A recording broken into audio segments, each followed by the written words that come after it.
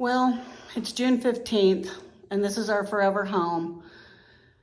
It started out to be such a great, potential blessing with Faith and Grace, but now it's June 15th. Faith and Grace started on January 15th, and our house has been in disarray for so much time that this whole process now, it just makes me weary. So even though we have a new contractor that we had come in on May 15th when the deadline occurred, and he's finally gotten the carpet in, which wasn't sized properly. So there's all kinds of seams in places where there really shouldn't be seams. I don't think you can see them right now, but it's going to create wear and tear in the future.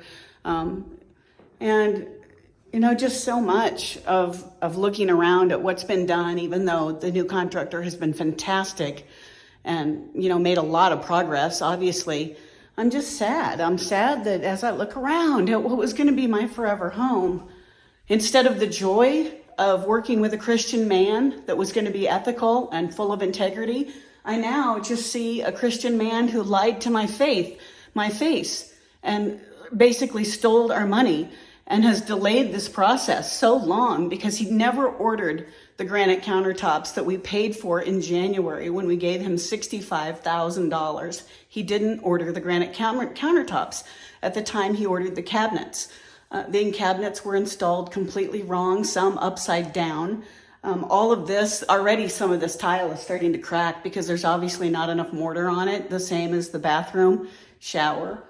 But we're coming a long way. I'm glad that we've come so far, and I'm thankful for this other contractor that has done such a great job. We have flooring in here now, but the doors were never ordered.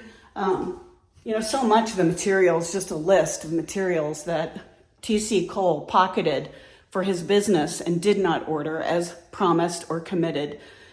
So even though I'm so happy that we're making progress, and I am going to be happy with the ultimate end result of having a remodeled home that I can forever stay in and probably die in one day, the whole process has been so disheartening and so sad because of the situation.